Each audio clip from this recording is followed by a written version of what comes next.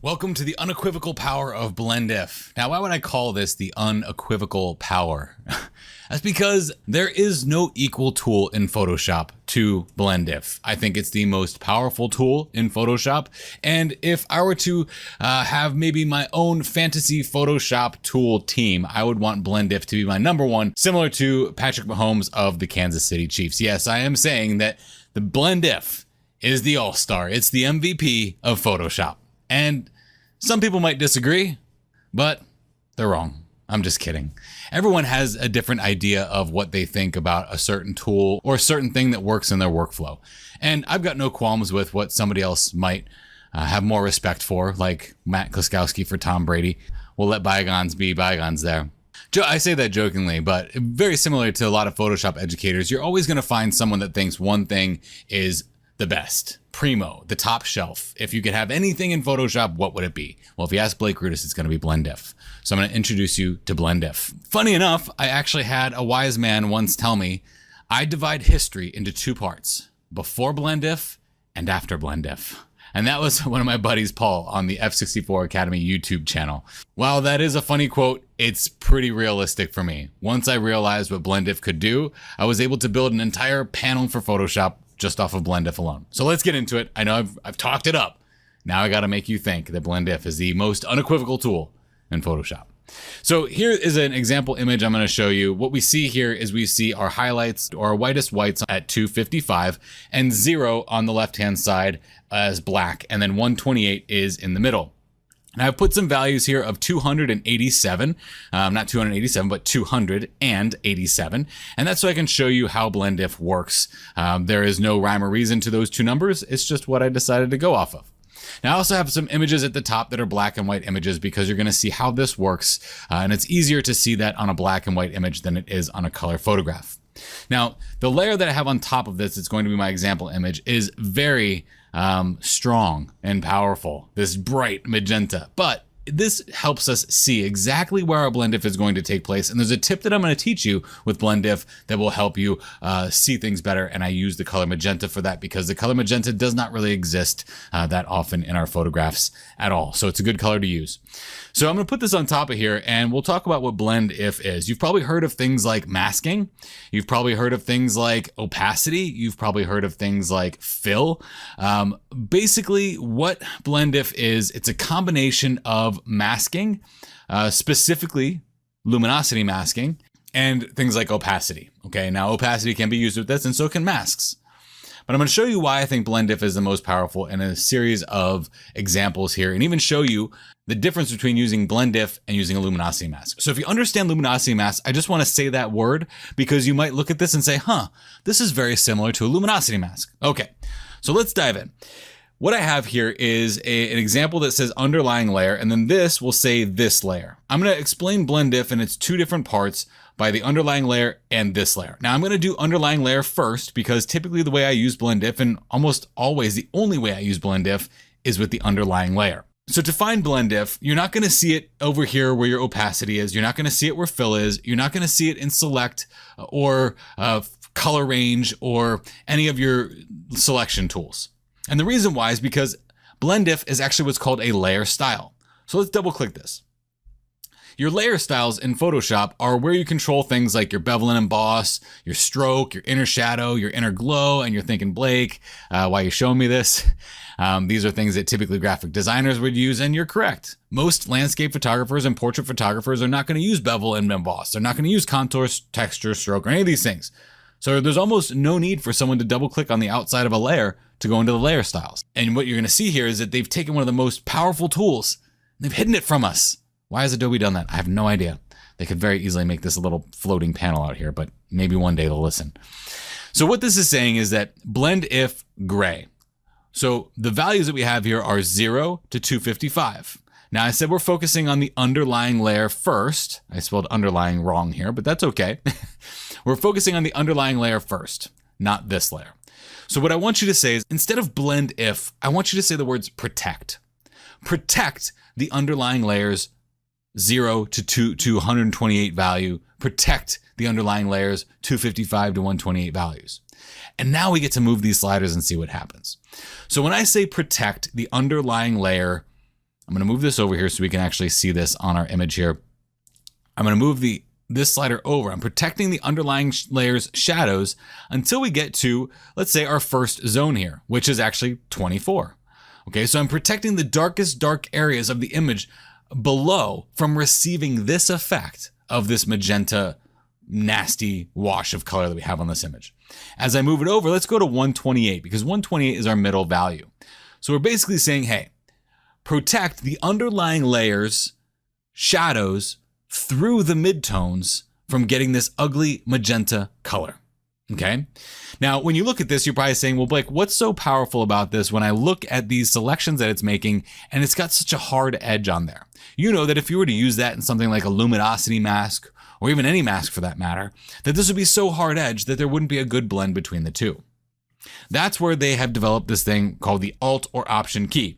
If I press and hold Alt or Option and I click on the arrow and I slide it to the left, you can see that I start to blend these together. So now it's saying, okay, protect the underlying layers shadows up to 127, but allow there to be like a fuzzy blend in between them. You know, the fuzziness slider that we see in the select color range, that's essentially exactly what we're doing right here. We are making the fuzziness spread. So basically protecting the underlying layers 127 value through the 48 value into those darkest areas. Now, if I go on the opposite side, protect the underlying layers highlights. So we'll move this to the left. You see, we get right there. We get right to 200. Let's stop at 200. We're at 199. Let's stop directly on 200. Now, again, this is going to be a hideous selection because it goes right to 200 and stops abruptly. That would not be a very good adjustment if we were to use blendif. Now, you don't even know what we're going to use blendif for yet. I'm just showing you the basics of blendif before we get into the examples because you really need to understand the basics of it before we jump into that stuff. So because of that, let's feather this. Let's feather it out a little bit more this way. So we'll Alt or Option click this way, maybe to, let's say 175. And we'll feather that out 25 pixels that way. 176 is okay. And we'll feather it out 25 pixels this way. You see now this has a nice feathered edge to it. So this would just give us a really nice blend for any adjustment layer that we use. And that's essentially what we use blendif for. We use it as a protection measure. We use it as a way to let the underlying layers, highlights or shadows shine through the effect that we're using. And right now, the effect that we're using is an ugly, nasty magenta, but hold on and wait a second because I'm gonna go further, okay? So let's turn this eyeball off. And now we're gonna open this layer up here. If you have the VIP membership here for this course, you will get access to this so you can experiment with it as well. So let's take a look at this layer. So the example that I have for this layer is going to be a white to black transition underneath.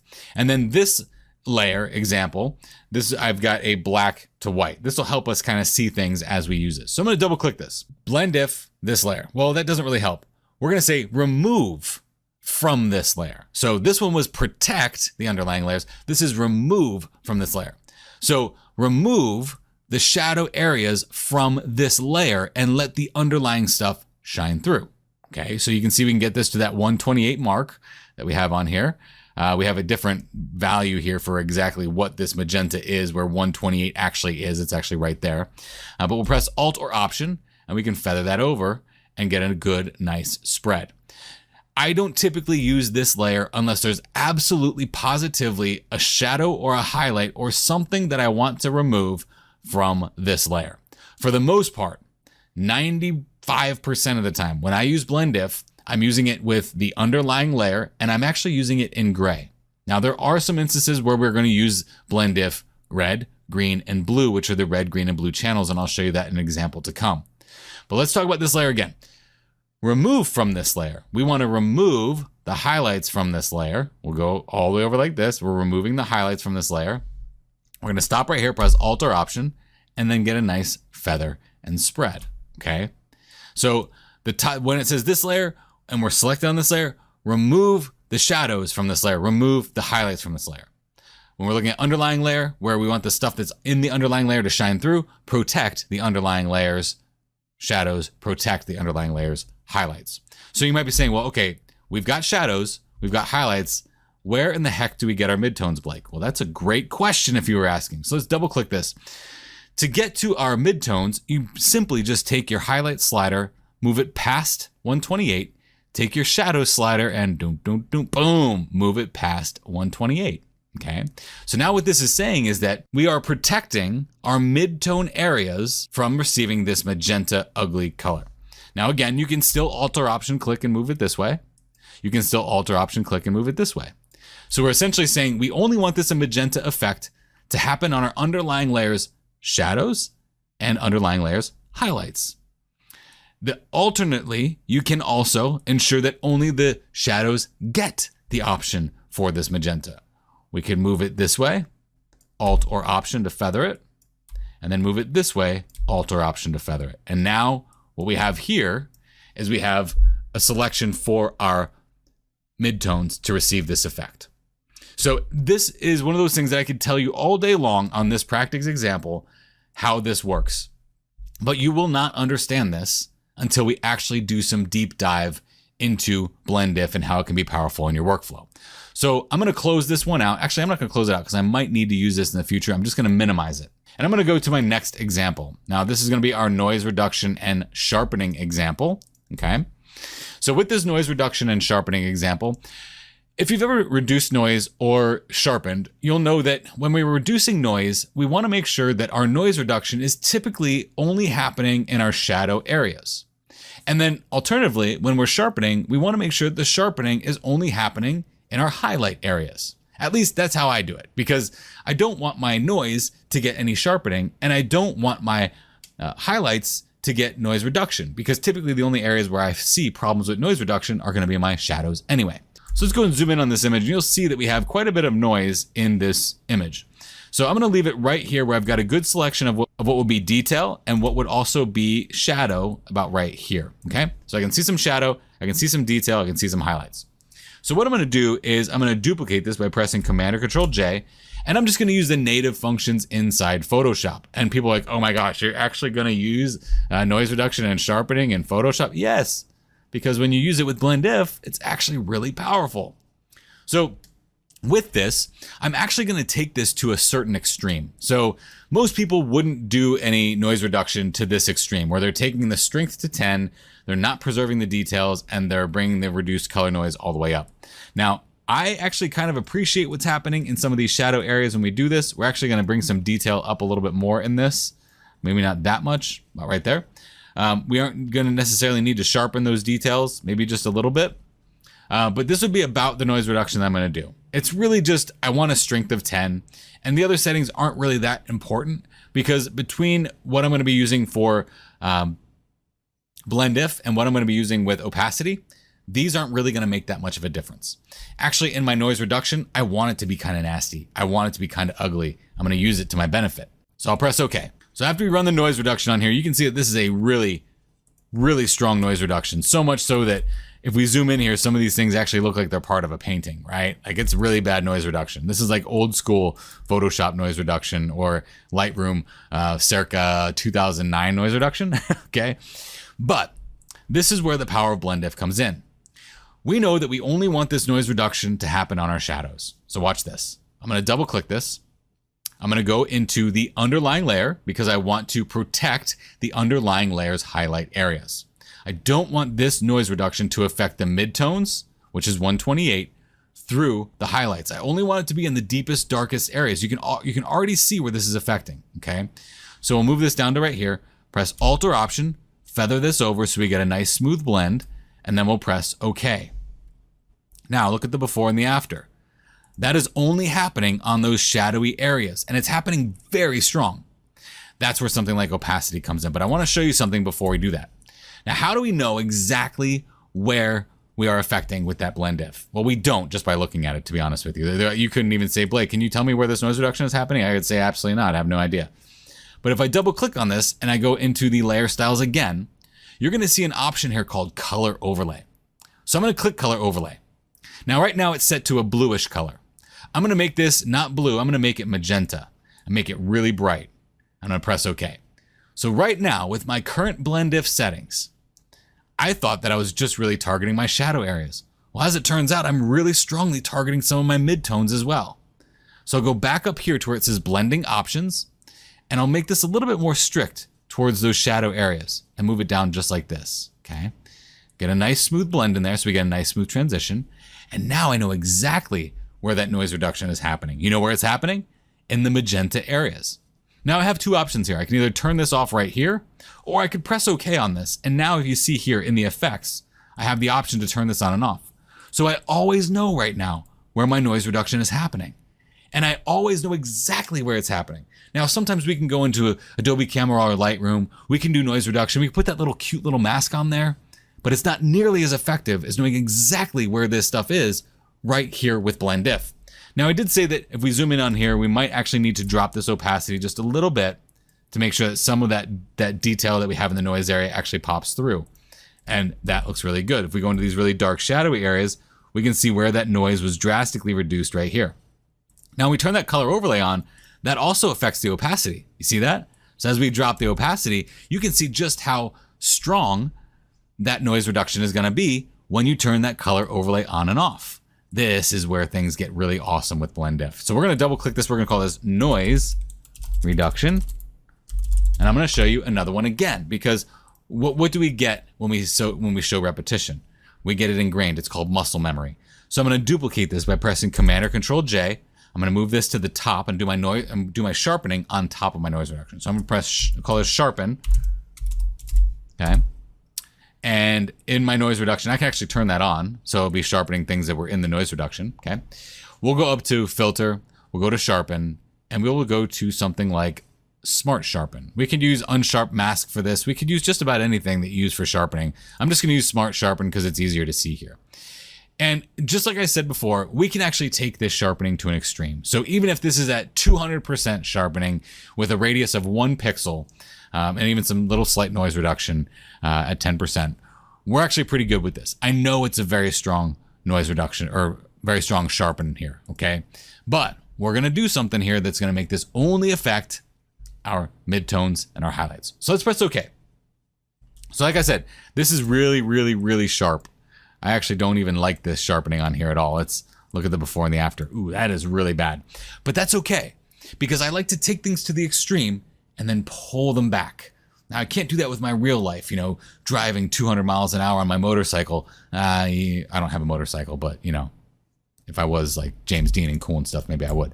You get my point. I try to take things to an extreme and then taper them back later. So if I leave the sharpening as is right now, you can all agree with me that this is entirely too sharp. Look at that. I mean, that is wicked sharp. Wicked sharp. Okay. So now let's double click on this and let's go into our blendif here. So let's go to our layer styles here. We're going to turn our color overlay on to start, just so you can see how this works. Color overlay is already set to magenta. We'll go to our blendif options. Okay. So now here, what I'm going to do is I'm going to move this because I want to protect the underlying layers. What? We use the highlight areas. We protected those highlight areas from receiving any noise reduction, but we want those highlight areas to have the sharpening. We also want the midtones to have the sharpening. So let's move this up just like this. All right, until we get to a point where we've got our highlights and our midtones pretty good in here. And then we'll press Alt or Option and split and feather this out, get that fuzziness going, okay? And then we'll turn that color overlay off to see what that looks like. Now we'll press OK. So here we go. Looking a lot better. Look at that sharpening only happening on the areas where I want it to. And it's absolutely positively, if we double click on this and go to the color overlay, it's absolutely positively not in my shadow areas. Now, the cool thing about this is that I've got my sharpening on here and I've got my color overlay on here. So I can see exactly where my sharpening and my color overlay and my noise reduction are happening. And here's a really cool thing too. If I double click on this color overlay, I can actually change this color to something like blue. And then where I see an overlap happening, that's where it's happening in both places. Because now I've chosen a color that could possibly blend with another color. Pretty cool how that works, huh? I'm going to leave them both at the magenta color right now because I typically don't do that. That's more of just a gee whiz type of thing. But I did say I sharpen to an extreme and then I pull back. So let's zoom in here and let's see what's going on here. Really still very strong back there in the sharpening. So I'll drop the opacity here. And between the opacity and the blendif, I now have a really nicely noise reduced and sharpened photograph. Boom. Isn't that awesome? Just through blendif and blendif alone. Now, here's where things get really interesting. You could say to yourself, well, Blake, I could just do that with a luminosity mask. And you could very well just do that with a luminosity mask. And I'd be all about you doing it with a luminosity mask. But the benefit of using blendif is what I call fluid. It's like water. It takes on the shape of whatever container you put it in. You could get a container that looks like a dog and pour water in it, and the water looks like the dog. But then you take that same water and you pour it into a fishbowl, and now it takes on the shape of a fishbowl. How does this relate to blendif? Well, the way blendif works is that because we've outlined here, by going into the blendif settings here, we've outlined here that, hey, Blake, I'm blendif. I'm protecting the underlying layers, shadow areas here from receiving any of this stuff. So what that tells me is that this is just a placeholder for data. It's not a physical mask. So anything that happens underneath these two blendif layers will change how the sharpen and noise reduction are seeing the sharpening and noise reduction. I'll prove it to you. Watch this. So we'll turn this on. Now we can all agree that this noise reduction that we've done on this area has a lot of noise reduction because it's a rather dark image.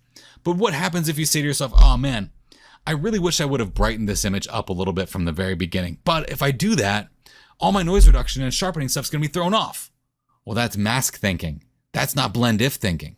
This is the unequivocal power of blendif. This is the MVP. Check this out. I'm going to go ahead and go out and turn on a curves adjustment layer. So when I put this curves adjustment layer on here, I'm going to make this image brighter. I'm going to pull this up. But when I pull this up, you're going to say, okay, Blake, it does get brighter. Yes, we can all agree this gets brighter. But what I want you to see is watch the blendif that's happening here as we move this up. Our noise reduction is changing what it's reducing the noise on based on the curve that's underneath. It's now saying, hey, Blake, you just changed the properties that I was targeting, but that's okay because I still know what I'm targeting. The blendif is saying, I'm still going to protect the highlights and the midtones here and only apply this to the shadows. But the more you change this, Blake, the more I'm going to start protecting and the more I'm just going to start adding to. So if we pull this down and make this darker, the blendif is constantly applying it to whatever happens, even what's underneath.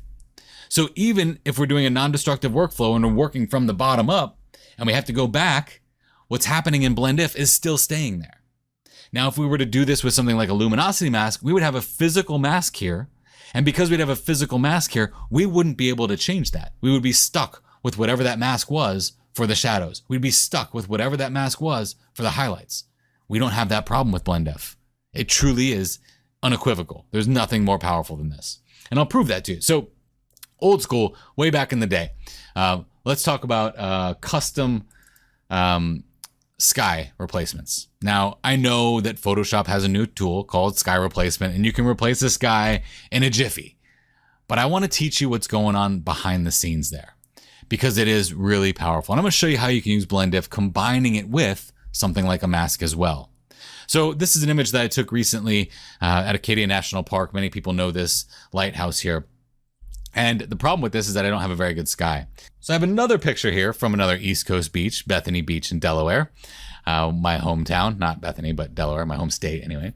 I want to take this sky and I want to put it on this image. Now, typically how we would do that in the past, we would just drag this and drop this over. I'm going to press and hold shift to make sure it does it right from the middle. It's just a habit. And then I'm going to move it up until my skyline basically reaches the same thing, okay? So now how would I get this to blend in these areas back here and just these areas back here?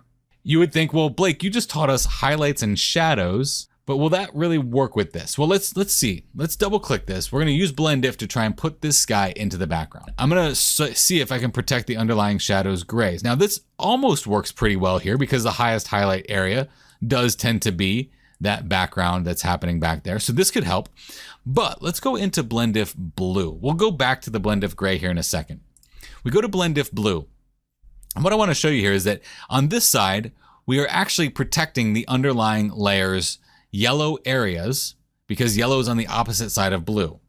Here, we'd be protecting the underlying layers, blue areas. So I want this to fill in to only the blue areas in the image. So what that means is that if I grab this and move this over, we start protecting the underlying layers opposite of blue, meaning we're applying the sky only to the blue areas. Now I'll press Alt or Option to smooth and feather this out to get a nice smooth feathering there. And that looks pretty good. And I'll go back to the blendif gray and see if this slider can help me protect some of that as well.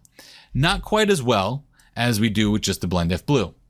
Now, what you'll see here is you're like, Blake, that's cool and all, but it's still like the sky is like over top of the lighthouse. It's inside the waves. And that's because those areas are part of that blue area where we would be applying that to. So how do we fix that?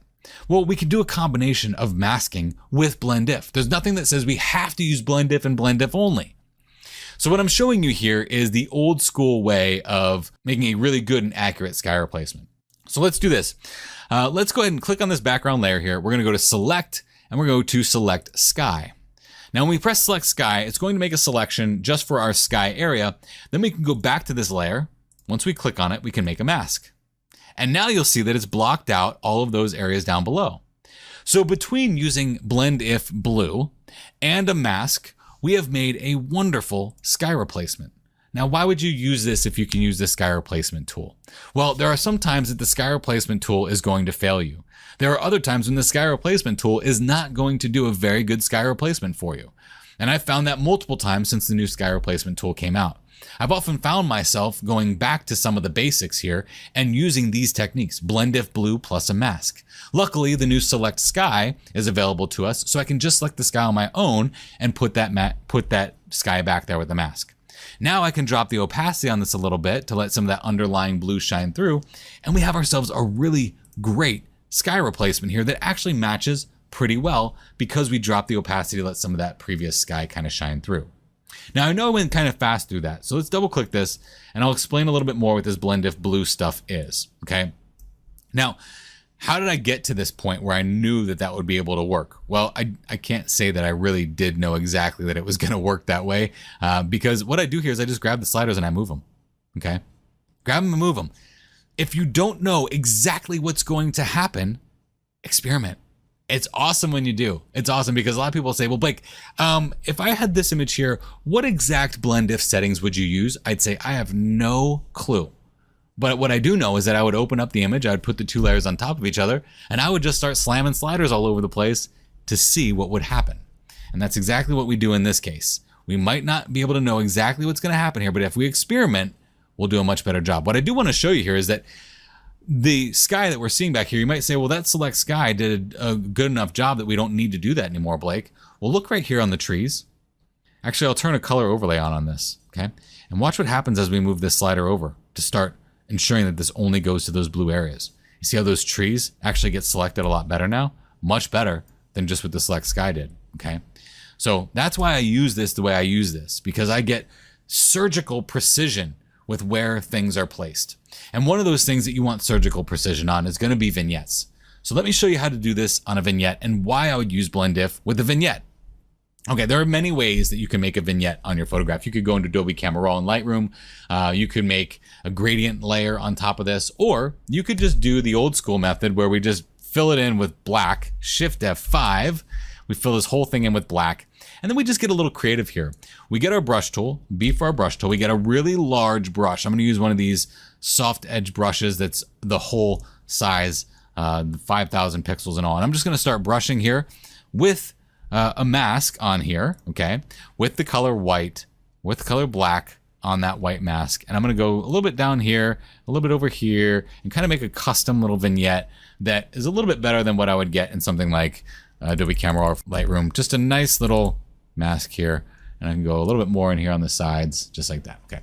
Now, what can we do with this? Some people might say, well, just put soft light on it and drop the opacity a little bit and you're good to go, right, Blake? Well, you could, but one of the things with vignettes is I do not like a vignette to look like you used a vignette. I would prefer a vignette to look like I don't know that you used a vignette.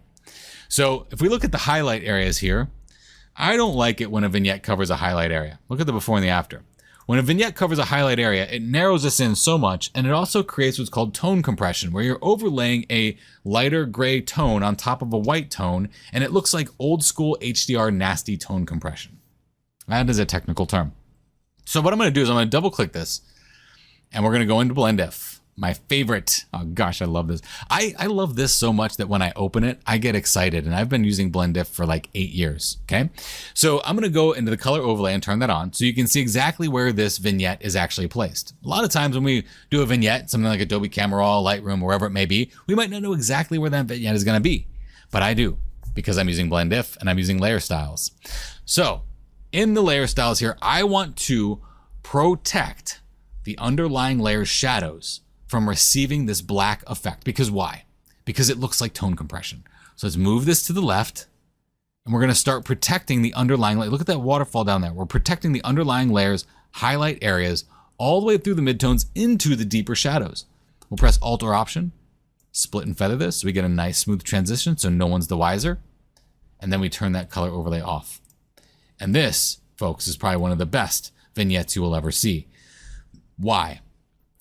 Maybe not the most beautiful right now, but hear me out. You can drop the opacity on this, okay? You can change the blend mode on this. You can't do that in Adobe Camera Raw and Lightroom. You get a vignette, plain and simple, okay? Here we still get access. We could say, hey, maybe we want this to be overlay and be a little bit more powerful. Maybe we want to use something like hard mix and really increase the contrast on there while using fill. But with soft light set to 59%, we've got a vignette that nobody even knew we used. And the reason why it sucks us in, it draws us right into the photograph, but nobody knows we used it because it's not punching us in the face over top of our highlights saying, hey, Blake used a vignette over here, come check it out. All right.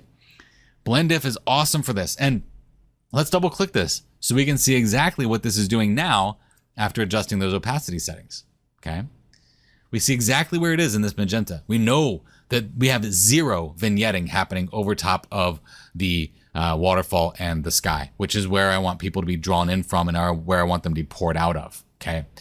So it helps draw the viewer's eye into the image, pushes them right exactly where I want them to go, navigates them through the photograph using the highlights by dialing down the edges and the sides. Now I've shown a lot right now in terms of landscape and architecture. Let's talk about portraits. Okay. So I've got a lovely portrait of a Adobe stock image here. I cannot share this Adobe stock image because it's Adobe stock. I can't distribute that. So you can't have this in the VIP stuff. And these are also images that are part of my portfolio stuff. I will give you this noise reduction one, and I'll also give you the basics one for VIP members. But let's talk about something that's my favorite thing. It's called color grading. Now, color grading, color theory, these are things that people are like, and they run and they hide from because they're thinking, oh my gosh, this is good. I don't know what that means. And what is a color grade? I never liked any grades. I always got F's. So why would I color grade? Well, I was kind of a straight A student, so I don't mind color grading. Yeah, I was kind of a dork. And this is where things get a little bit even dorkier. So let me put my blue light glasses on to look like even dorkier. Check this out. We're going to color grade this beautiful portrait. I'm going to show you kind of what that means. When I look at this image, I like her skin tones. I like her hair, the shine of her hair. I like her eyes. I like what they've done with this overall image, but it appears to me that it is very dark. And because it's so dark around her, I feel like I can't really connect with her. So typically what color grading could be used for is connecting with your viewer on another level, being more emotive with the colors that you use to connect with your viewer. So what I'm going to do here is I'm going to add a solid color layer on top of her. And you're thinking a solid color layer, that's horrible. Well, let's change it to like one of my favorite colors of blue. I don't even know if this is going to work, but I usually start with this color blue. It's called phthalo blue. If you ever painted with acrylic paints, phthalo blue right from the tube, I would eat it. I loved it so much. We'll press OK. Now this isn't going to look very good when we just put a color overlay on top of the image. But if we change this to soft light, you can see we get this nice blue wash over the entire image. And that's pretty neat, huh? Well, what I'm showing you here is that you can also double click this color now that you've got that set to soft light, and you could start manipulating this to see, okay, do I want it to be warmer maybe? Maybe you like it warmer. I don't necessarily. I want to give this a little bit like a spritz of some color, and this will be a good one. I'll press OK. So, but what I don't like about this is it's affecting her skin tones in a very negative way. She's already almost starting to look like she's a zombie or maybe a vampire, and these teeth are going to grow out because her skin's all pale and she's going to come after me. But I like what's happening with the shadows behind her and her hair, and even some of the shadows that are under her neck. I think it defines her face really well. So let's double click in this image. What are we going to use? If you said blendif, you're the chicken dinner winner. Let's go ahead and turn the color overlay on this one.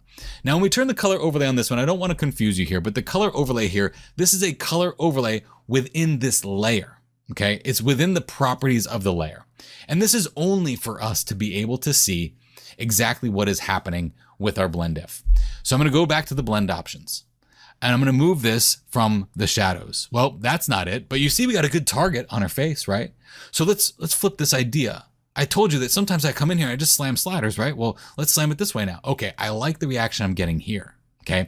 So I'm gonna move this over to the midtones, right to about here. And then, because I don't want this to be on her face, I now have her face protected from this color grade. So what's gonna happen here, I can already tell you, I can already predict it because, well, it's the law of complementary colors. Her face is warmer, it's gonna jump out at us, but we're gonna have this nice clean color grade around her. Let's do this, let's press Alt or Option, and we're gonna split and feather this over, just like this. You can do this with any portrait, and it just works all the time. Now let's turn the color overlay off. Ah, look at that. So now we got this nice color here that adds a nice little sheen to the overall image. It does make her hair look kind of blue, but that's okay. I kind of like the effect that we're getting here. And again, if you want to change this color now and make it, warmer, you could do that as well. You can make it even, pink or whatever color you want. I kind of like this blue color. I think it adds to her blue eyes there because it brings out her blue eyes pretty well. But it's a little strong and overbearing. So I'm going to drop the opacity here like that. Okay. Perfect. So this is what I want to show you here. What we just did here was we basically made a luminosity mask for her face. But the beauty of this is, let's say I had a whole portrait session with her. And after I did this blendif, I want it to be on multiple images of her. Yes, I got all these images off of Adobe Stock. I used 3 of my Adobe Stock account images for you here. I could actually go to this image that I worked on here, grab this color fill, press Control C, and then go over to this image and press Control V. And I could paste it onto this one. And guess what? If I double click this, oh man, you just wait. We go to color overlay, bam, it's only on the shadow areas. It's not on her face. Is this like some wizardry or what? I mean, you better be excited about this. I'm gonna press Control C, then I'm gonna go to this image, Control V. Boom, look at that. How is this wizardry happening? Well, if we double click on this, it's always keeping this constant. That's how this wizardry is happening. We could go so far as to copy this, Control C, and I'm gonna go over to this image here. Okay, I'm getting pretty heavy handed over here. Control V, boom. Now we've got this blue color grade on this image. Look at that, okay. Now let's copy this and let's go over to this image, Control V. Ha, look at that. It just made this all moody. And guess what it's protecting? The highlight areas. Let's go to this image. Boom. Ha ha. Dude, I hope you're excited. Turn that color overlay on. Ah, we just color graded this. We use this same exact color grading that we did in this image on every single one of those photographs. So how does this differ from a luminosity mask? Well, let's do this. Let's double click. Let's duplicate this. Okay. Let's double click inside of here. Actually, I'll show you how to clear the layer styles this way. Right click, clear layer styles. So now we have that wash again. Well, this is what I'm going to do this time. I'm going to make a selection for her skin. Okay. And I'm going to make sure that this color fill does not affect her skin. So what I'm going to do here is I'm going to go to, actually, let's do it for the black area. Let's go to select. Let's go to color range. And the color range area that I want to select is going to be the shadowy areas here. So the darkest dark areas. And what you'll see here is that what is going to get this effect? It's going to be anything that's in white is going to get this effect, and anything that is in black is not going to get this effect because it's going to be blocked, okay? So I'll press OK. Now I've got a selection for her face. I'm going to go up to this layer here, and I'm going to press Command-Control-I on this mask just to get that on there to invert the mask, and then Control-D and then Control-I. This just keeps me from having to paint it all in. Now let's get those settings back to where they were. Soft light, and we'll drop the opacity down to about 75%. What we've effectively done here is created the exact same thing as this, okay? But we've done it in a luminosity mask. So that means that because this has a pixel mask on it, we can only use it on this image, and this image only, period. It won't go anywhere else. Because if we tried to copy this, Control C, and then open up one of those other images of her, okay? Let's do this one on the left side, okay? Let's delete this for now. And I press Control V, guess what's gonna happen? We're gonna see this little mask of her on the outside. It's like, what is going on? Why is there a little mask here of her and it's not on her face now? Well, because we use a physical mask. Physical masks in the luminance values versus blendif are always going to lose, always.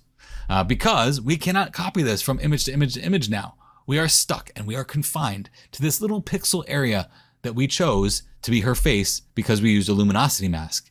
Now, those who know luminosity masking are probably like, oh my gosh, this is incredible. For those that don't know luminosity masking, just know that What we're doing here is creating an entirely fluid way of modifying our image. It's incredible. So watch this, okay? And I'll give you another example of why this is powerful. We know that this area is affecting our darkest dark areas, right? So we'll press OK. Watch what happens if we use a curves adjustment layer and we make the overall image a little bit darker. Or actually make it brighter. We'll make it brighter, okay? So as we make it brighter, this blendif is affecting a lot more area. We can tell that because if we turn this off, we aren't affecting as much. But what will happen with this is it will always be stagnant. Even with that curves adjustment happening there, it's always stagnant. It's not making the modifications that it needs to make to keep up with what's happening down below because it's a constant mask. It is a pixel-based mask that's saying, you told me to protect this area and I will not move. Not at all. I can't budge. This does not compromise. But blendif does compromise. And when it does, it ultimately looks a lot better than that. So now we're going to revert back to what my buddy Paul said. I divide history into two parts, before blendif and after blendif. Now, I hope that you are changed by this. Maybe not physically or spiritually or mentally, but I hope your workflow is changed by this. Because what I've shown you here is how you could use blendif to modify the highlights and shadows for noise reduction and sharpening, how to use blendif for making a better sky selection, even better than the sky replacement tool in Photoshop, how to make a better vignette than any program out there, because of the ability to use blendif, protect those highlights and shadows areas, also have opacity, also have blend modes, and be able to mask. And we also use it for color grading, which in my world, this is where the unequivocal power comes in. Because with that color grade, I can use that on any image now because I've already got it set up and I know exactly what it's going to protect. That's the power of blendif. It's constantly moving. It's constantly fluid. No matter what you put under it, it is going to change how it affects the underlying layers of the image based on what is happening in the underlying layers. So it's constantly moving. I used to love luminosity masks. I used to swear by luminosity masks. But ever since I've learned blendif in this way, now I may only use maybe 1 or 2 luminosity masks a year. I'm done with my luminosity mask addiction, and I've got my blendif addiction. I love blendif. As nerdy as it may be, you're not going to get this on the first time through. I know that for a fact because I've been teaching blendif for 8 years and I just now have a subscriber who's like, the light bulb clicked. And it's going to be the same way for you. But don't avoid it. All right, jump in full force, go in there deep, see what you can do with it. You're not going to destroy anything. You're not going to hurt anything. The only thing you can gain by experimenting with blendif is knowledge. And that's it. I sincerely hope that you've realized the unequivocal power of blendif and that it's found a place in your fantasy Photoshop tool team, because I know that I couldn't live without it. Thank you for taking the time to watch this, and thank you for allowing me to be here. It's an absolute pleasure and honor to be a part of the Photoshop Virtual Summit 3.